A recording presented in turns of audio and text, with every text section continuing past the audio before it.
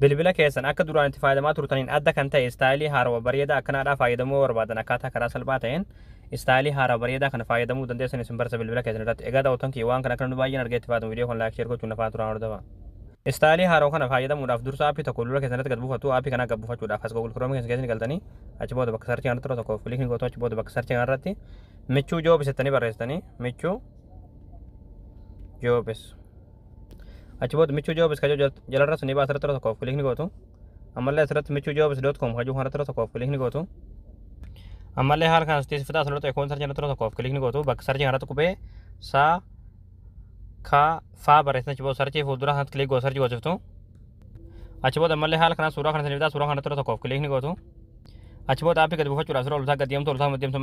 Achi booda dhumarratti qalama diimaadhaan kan barraa aappii asxuqaa buufadhaa kajuu jalatti daawulood kajuu turtii daawuloodii tan tutaniiti aappii kana bilbila keessatti gadi buufatanii. Hayya daawwattoon kiyya aappii gad buufatanii yeroo galtan aappiin haala kanaan istaayilii bilbila keessanidha guutumaan guututti haala kanatti isiniif jijjiira jechuudha. Aappiin kun aappii baay'ee tokko bareedaa ta'edha. Aappii kan hundi keessanuu gad buufadhaati istaayilii haarawaa bareedaa kana fayyadamaadhaan isin ijaa waan hordoftaniif galatoomaa.